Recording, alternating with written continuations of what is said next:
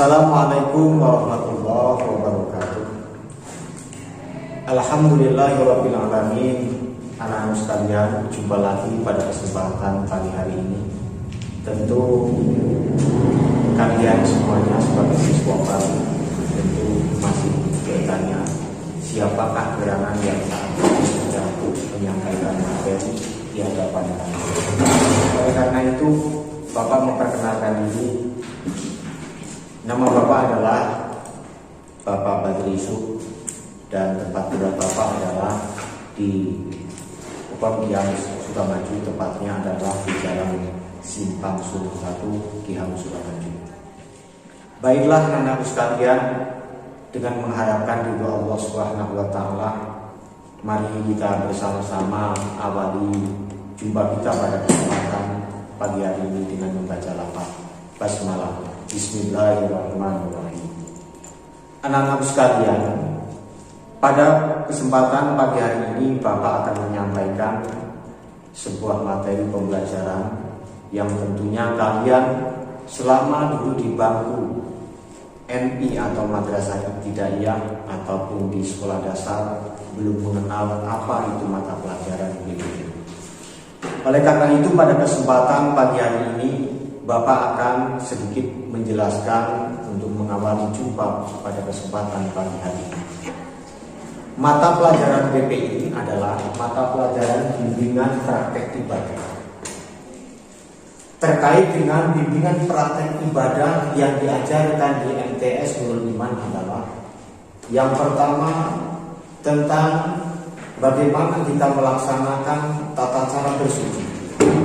Yang kedua, bagaimana tata cara kita melaksanakan ibadah, seperti contohnya adalah melaksanakan sholat wajib yang sehari semalam yang harus kita laksanakan, dan ibadah-ibadah lain.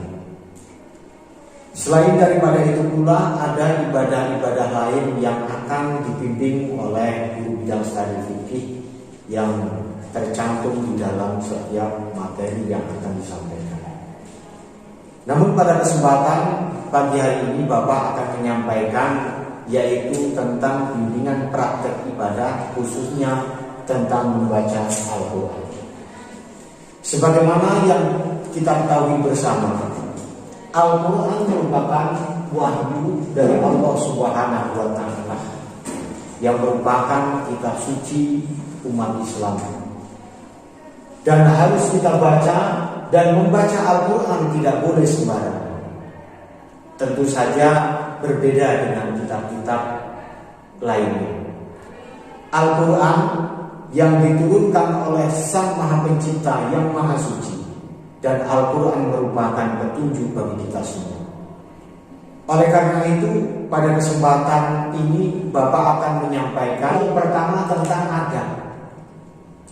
Mengapa ini harus dikedepankan? Seperti Bapak ambil contoh ketika kita mau melaksanakan sholat, setelah kita bersuci, kemudian kita memasang niat untuk melaksanakan sholat, kemudian kita mengangkat tangan untuk melaksanakan takbiratul ihram, yaitu dengan ucapan Allahu Akbar. Ini yang kita kedepankan adalah akhlak. Mengapa setelah takbiratul ihram kita mengedepankan akhlak? Karena Allah Subhanahu wa taala mengutus Rasulullah Shallallahu alaihi wasallam adalah untuk menyempurnakan akhlak. Anak-anak sekalian, ketika kita memegang Al-Quran, tidak boleh sembarangan. Tidak boleh kita seperti memegang buku tulis ataupun kitab-kitab yang lain. Seperti Bapak contohkan berikut ini. Tatkala kita memegang Al-Quran, maka kita diperintahkan untuk memegangnya dengan tangan sebelah kanan. Lebih utama itu memegangnya atau mengambilnya dengan kedua belah tangan, kemudian mendekatnya, meletakkannya, yaitu di atas dada. Tentu saja kita memegang Al-Quran ini dalam keadaan suci. Nah, ini anak-anak sekalian bisa kalian menyimak ketika kalian memegang mushaf Al-Quran. Di sini ada tulisan yang berbunyi la yamassu illal mutahharun. Maksudnya adalah tidak akan menyentuhnya terkecuali dalam keadaan suci. Ini artinya anak-anak sekalian, memegang Al-Quran tidak boleh sembarangan. Tentu saja harus dalam keadaan suci. Kemudian membawanya ini di dekat, yaitu kita letakkan di atas dada. Kemudian ketika kita mau hendak meletakkannya di atas meja ataupun tempat yang baca Al-Quran, tentunya kita harus meletakkannya di posisi yang lebih tinggi daripada di bawah dada. Kemudian ada contoh misal yang lain. Kalau kertas ataupun kitab yang lainnya boleh kita mengambilnya dengan tangan kanan saja atau membawanya seperti ini. Akan tetapi beda dengan Al-Quran. Oleh karena itu, jangan sekali-kali kita membawa Al-Quran seperti kita membawa buku tulis seperti ini.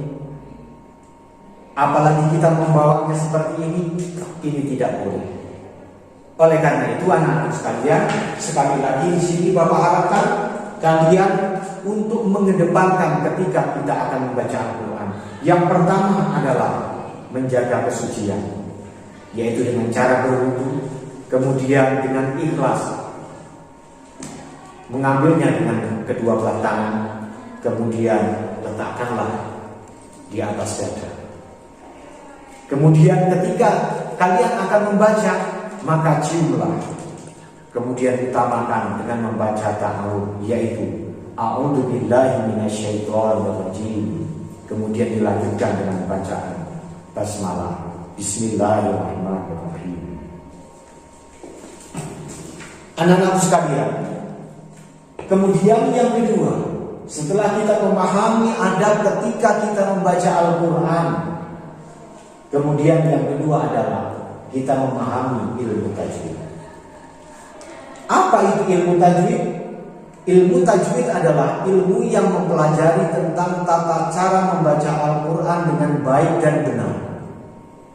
Adapun hukum ketika kita membaca Al-Quran dengan ilmu tajwid adalah fardhu ain. Artinya adalah suatu kewajiban yang harus kita laksanakan, agar supaya bacaan-bacaan yang kita baca itu tidak terjadi kesalahan.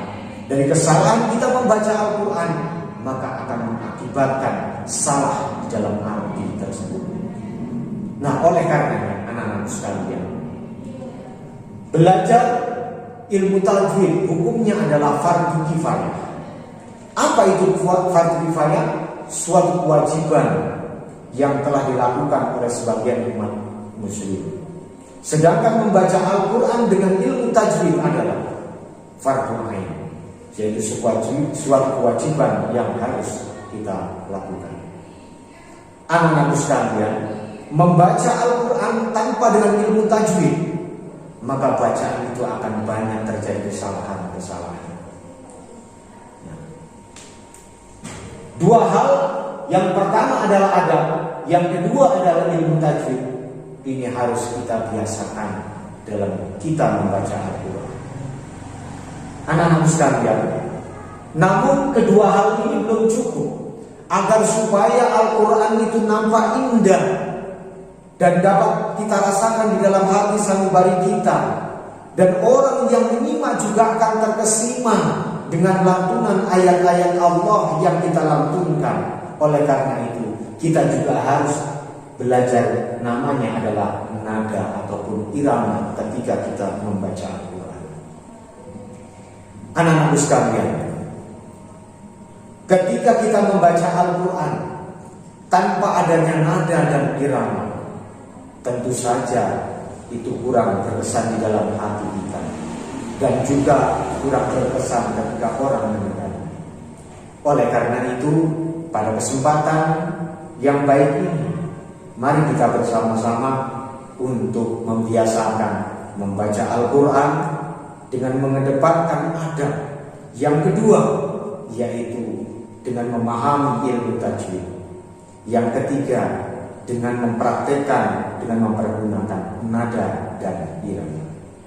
Kiranya sampai di sini, nanti akan kita lanjutkan dalam praktek nada dan irama.